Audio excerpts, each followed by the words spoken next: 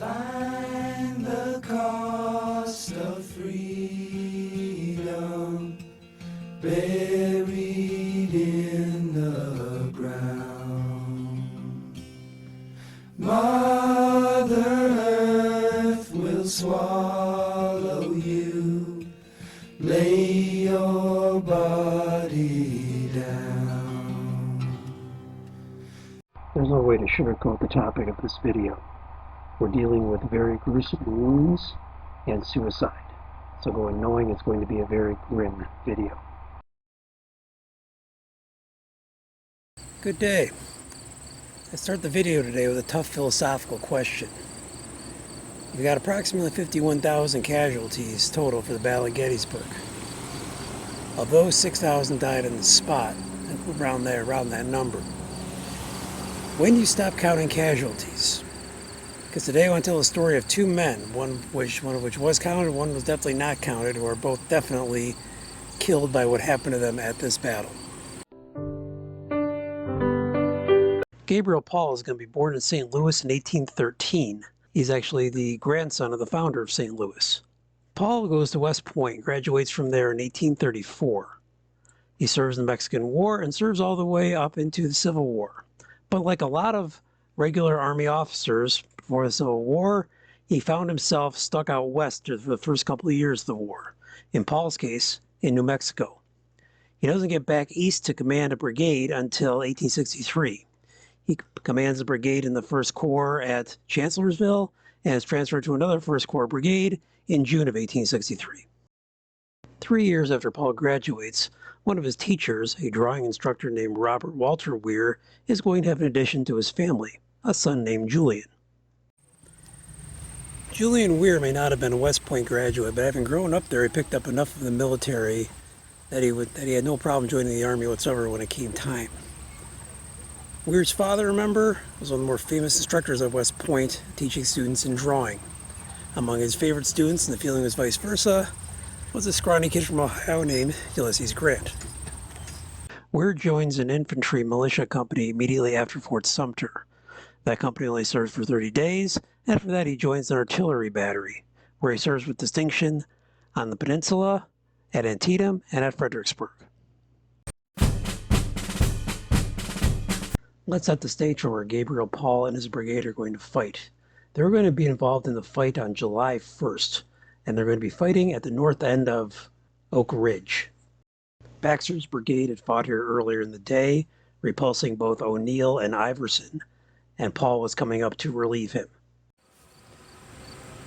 Paul's brigade is going to arrive up on this end of the field a little after noon, around the time that, if you look behind me here toward Peace Light Memorial, Rhodes' division is starting to regroup and getting ready for an attack led by Daniel's brigade and Ramseur's brigade.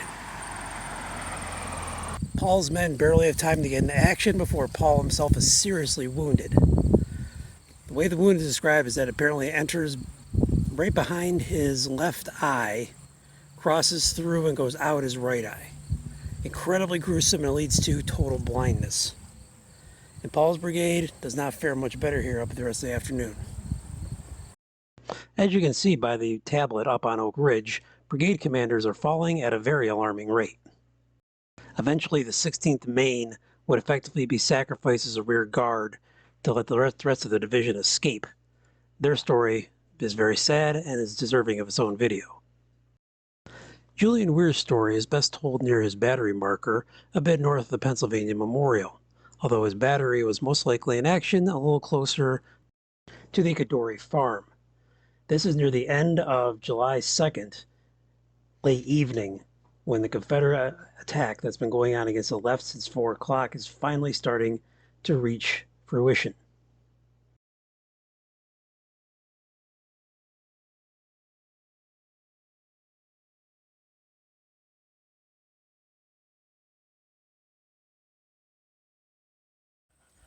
The Confederate echelon attack finally seems to be reaching its crescendo, and that's an ultimate success way up on Cemetery Ridge with Ambrose Wright.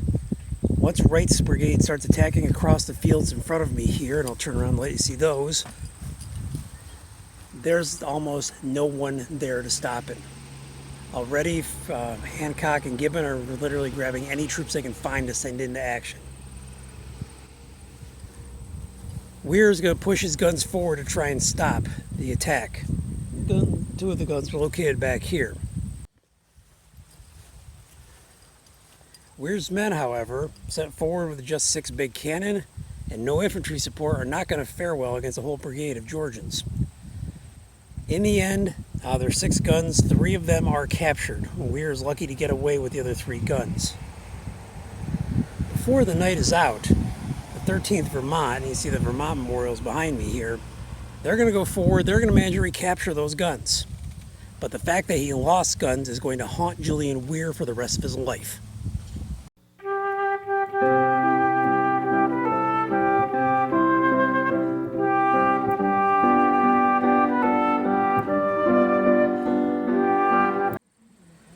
After being wounded here, Paul effectively spends 2 years trying to recuperate, before finally being forced to retire from the Army in 1865.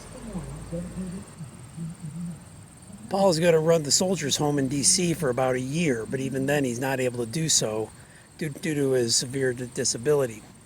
He's going to go back home and retire to Newport, Kentucky, where he'll live out the remaining 20 years of his life, dying in 1886.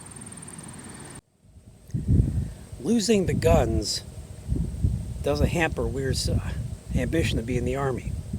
Post-war, he stays in the Army. 1874, he'll get promoted to captain. But that's where his promotions stop. 1885, Julian Weir is going to return to visit the Gettysburg battlefield. Whatever he saw here, and he's not very open about what he saw, whatever he saw haunted him. He'll comment that for the next year he seemed to be in a depressed daze. July 1886, Julian Weir, even though he has 6 kids and his wife is pregnant with a 7th that's due in November, after enjoying a dinner with his family, is going to adjourn himself to an upstairs room at Fort Hamilton in New York City and kill himself.